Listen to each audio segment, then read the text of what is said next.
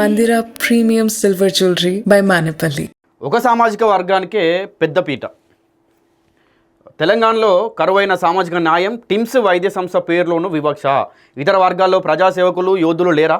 ఇక కంచర్ల శంకర్ యాదవ్ పేరు పరిశీలించాలి విజ్ఞప్తి చేసిన జనసేన పార్టీ తెలంగాణ రాష్ట్ర ఇన్ఛార్జ్ నేమూరి శంకర్ గౌడ్. సో ఇదేంటంటే మనం చాలా సంవత్సరాల నుంచి వెళ్ళి చూసినా కూడా ఎయిర్పోర్ట్స్ కావచ్చు, హాస్పిటల్స్ కావచ్చు, ఇట్లా వీటన్నిటికి కూడా ప్రభుత్వంలో ఏ పార్టీ ఉంటే ఆ పార్టీకి సంబంధించిన వాళ్ళ పేర్లు పెడతారు. సో మనకు అంటే ఇప్పుడు వీళ్ళు చెప్పడానికి ఏం చెప్తారు, బీసీలు ఎక్కువ పర్సెంట్ ఉన్నారు, బీసీల రాజ్యం రావాలి, బీసీల రిజర్వేషన్ కావాలి అని రేవంత్ రెడ్డి మాట్లాడతారు. దాంట్లో ఉన్న ఎమ్మెల్యేలు మంత్రులు మాట్లాడతారు. కానీ చివరికి వచ్చేసరికి ఎవరి పేర్లు పెడతారు? మళ్ళీ ఈ బీసీ మంత్రులు, బీసీ ఎమ్మెల్యేలు కూడా పోయి అదే రెడ్ల పేరు అక్కడ వాళ్ళకు రిఫర్ చేస్తారు. సో ఎన్నో ఉన్నాయి. రాజీవ్ గాంధీ ఇంటర్నేషనల్ ఎయిర్పోర్ట్ ఉంది. రాజీవ్ గాంధీ ఇంటర్నేషనల్ ఎయిర్పోర్ట్ దేనికి పెట్టాలి, ఎవరికి అవసరం?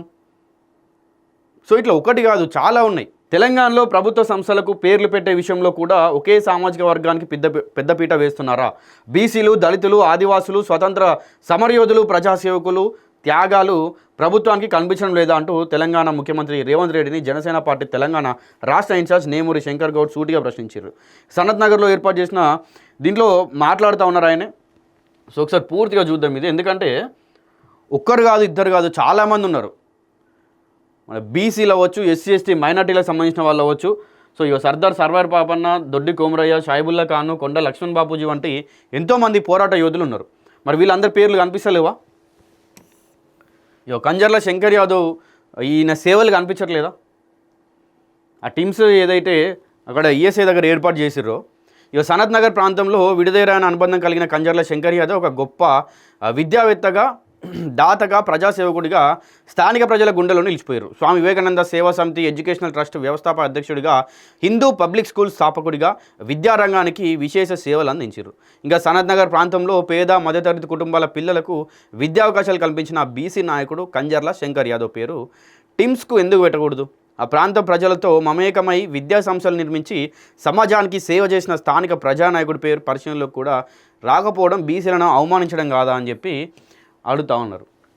నిజంగా ఎందుకంటే వీళ్ళు ఏం చేస్తారంటే ఎన్నికల సమయంలో కానీ ఏదన్నా కావచ్చు, ఏ ఎన్నికైనా కావచ్చు, అది వీళ్ళు ఎన్నికల టైంలో మాత్రమే వస్తారు. వచ్చి ఏం చేస్తారంటే బీసీలు, ఎస్సీ ఎస్టీ మైనార్టీలు, బహుజన రాజ్యం రావాలి, బీసీల రాజ్యం రావాలి, సో ఇట్లాంటివన్నీ మాట్లాడతారు.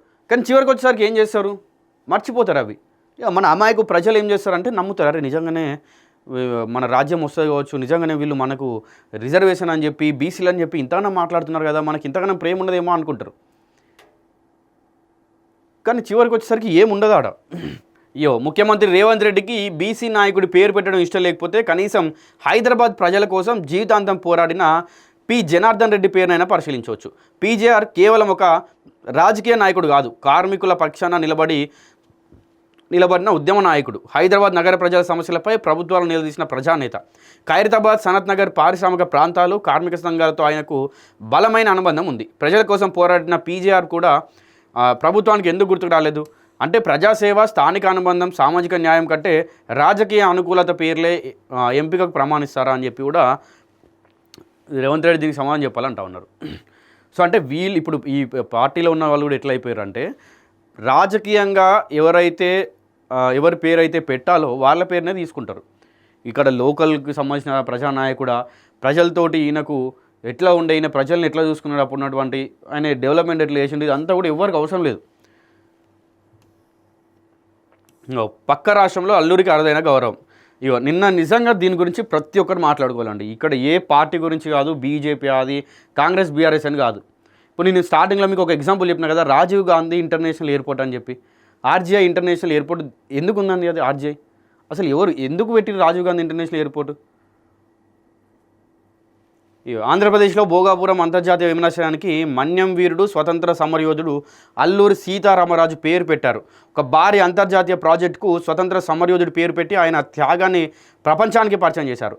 అదేవిధంగా తెలంగాణలో కొమరంభీం, చాగలైలమ్మ, సర్దార్ సర్వై పాపన్న గౌడు, దొడ్డి కోమరయ్య, షాయిబుల్లా ఖాను, కొండ లక్ష్మణ్ బాపూజీ వంటి పోరాట యాదులు, ప్రజానాయకులు ఎంతోమంది ఉన్నారు. అర్థమైంది కదా. సో నిన్న అక్కడ భోగపురం ఎయిర్పోర్ట్కు అల్లూరి సీతారామరాజు ఇంటర్నేషనల్ ఎయిర్పోర్ట్ అని పెట్టారు. సో ఎందుకు మన తెలంగాణలో మరి మన తెలంగాణ కోసం పోరాడిన వాళ్ళు అవ్వచ్చు, తెలంగాణ కోసం అమరులైన వాళ్ళు అవ్వచ్చు, లేదు స్వతంత్ర సమరయోధులు అవ్వచ్చు, ఎంతోమంది ఉన్నారు వీరులు. వాళ్ళ పేర్లు వీళ్ళకి కనిపించాయి ఇక్కడ. ఎంతసేపు పార్టీలకు సంబంధించిన వాళ్ళ పేర్లు మాత్రమే వీళ్ళు పెట్టాలని ఫిక్స్ అవుతారు. జనసేన పార్టీ స్పష్టమైన డిమాండ్లు ఏం చేస్తూ ఉంది? సనత్ నగర్ టీమ్స్కు డాక్టర్ మర్రి చెన్నారెడ్డి పేరు పెట్టాలన్న నిర్ణయాన్ని ప్రభుత్వం పునఃపరిశీలించాలి.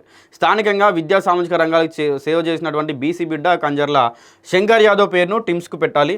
అలాగే అది సాధ్యం కాదని ప్రభుత్వం భావిస్తే హైదరాబాద్ ప్రజానేత పీజీఆర్ పేరును లేదా తెలంగాణకు చెందిన స్వతంత్ర సమరయోధుడు సామాజిక ఉద్యమకారుడి పేరును పరిశీలించాలి.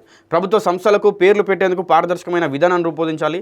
స్థానిక అనుబంధం, ప్రజాసేవ, సామాజిక న్యాయం, చారిత్రక ప్రాధాన్యం వంటి అంశాలను ప్రామాణికంగా తీసుకోవాలి. బీసీ, ఎస్సీ, ఎస్టీ వర్గాల మహనీయులకు తగిన ప్రాతినిధ్యం కల్పించాలి. నిజంగా తెలంగాణలో ఉన్నటువంటి బీసీ, ఎస్టీ, ఎస్సీ మైనార్టీలకు అంటే వీళ్ళ కోసం పోరాడే వాళ్ళు ఎంతోమంది ఉన్నారు. కానీ వాళ్ళ పేర్లు తీసుకోరు. ఇగో తెలంగాణ అంటే రెడ్ల పేరు మాత్రమే కాదు, తెలంగాణలో రెడ్ల పేరు మాత్రమే కాదు తెలంగాణ అంటే. ఎందుకంటే ఇప్పుడు పార్టీ వైజ్గా చూసుకోండి. ఎగ్జాంపుల్ మన కాంగ్రెస్ పార్టీ తీసుకోండి. కాంగ్రెస్ పార్టీలో ఎంతమంది రెడ్లు ఉన్నారు? ఇప్పుడు బీఆర్ఎస్లో ఎంతమంది రెడ్లు ఉన్నారు? రేవంత్ రెడ్డి గారు తెలంగాణ అంటే కొంతమంది నాయకులు, కొన్ని కుటుంబాలు, ఒకే సామాజిక వర్గం మాత్రమే కాదు, తెలంగాణ అంటే 4 కోట్ల ప్రజల ఆత్మగౌరవం. బీసీల ఓట్లతో అధికారంలోకి వచ్చి ప్రభుత్వం సంస్థల పేర్ల విషయంలో వారిని పక్కన పెట్టడం సామాజిక న్యాయం కాదు, అది రాజకీయ వివక్ష మాత్రమే. టిమ్స్ గోడలపై ఎవరి పేరు ఉండాలన్నది కేవలం ఒక బోర్డు వ్యవహారం కాదు. తెలంగాణ చరిత్రలో ఎవరికి స్థానం ఇస్తున్నారు, ఎవరిని ఉద్దేశపూర్వకంగా పక్కన పెడుతున్నారు అన్నదానికి అది నిదర్శనం. ప్రభుత్వం ఇప్పటికైనా తన నిర్ణయాన్ని పునఃపరిశీలించాలని కంజర్ల శంకర్ యాదవ్కు సముచిత గౌరవం కల్పించాలి. లేకపోతే బీసీలకు కాంగ్రెస్ ప్రభుత్వం చేస్తున్న అన్యాయంపై జనసేన పార్టీ రాష్ట్ర వ్యాప్తంగా ప్రజాక్షేత్రంలో నిలదీస్తుందంట అని చెప్పి జనసేన పార్టీ నుంచి వెళ్ళి తెలంగాణ రాష్ట్ర ఇన్ఛార్జ్ శంకర్ గౌడ్ అడుగుతూ ఉన్నారు. సో ఇదేంటంటే ఒకసారి గమనించండి, మీ దగ్గర మీ చుట్టుపక్కల ఉన్నటువంటి ప్రభుత్వ ఆసుపత్రులు అవ్వచ్చు, ఎయిర్పోర్ట్స్ అవ్వచ్చు, ఇట్లా చాలా ఉన్నాయి. వీటన్నిటి కూడా రెడ్లకు సంబంధించిన వాళ్ళ పేర్లు కానీ లేకపోతే ఈ కాంగ్రెస్ పార్టీలో ఉన్నటువంటి వాళ్ళ పేర్లు కానీ ఉంటాయి. ఎందుకంటే బీఆర్ఎస్ ప్రభుత్వం వచ్చింది అంత కొడితే 10 ఏళ్ళు పరిపాలించింది అంతే. అంతకుముందు మొత్తం కాంగ్రెస్ ప్రభుత్వం ఇవి చేసుకుంటూ వచ్చింది. సో ఇట్లా వీళ్ళు ఎంత శాతం ఉన్నారు? మా అంటే 8% నుంచి 10% లేరు రెడ్లు. వాళ్ళు మొత్తం ఇవాళ వాళ్ళే పరిపాలించేది మొత్తం వాళ్ళే, రెడ్లే. సో తెలంగాణ ప్రజలకు, తెలంగాణలో ఉన్నటువంటి బీసీలకు ముఖ్యంగా అన్యాయం చేస్తుంది రేవంత్ రెడ్డి ప్రభుత్వం అని చెప్పి కూడా ముఖ్యంగా వీళ్ళు ప్రశ్నిస్తూ ఉన్నారు. అండ్ ప్రజలు ఒకసారి దీని గురించి ఆలోచించాలి. అసలు మన కోసం పోరాడిన వాళ్ళు ఎవరు?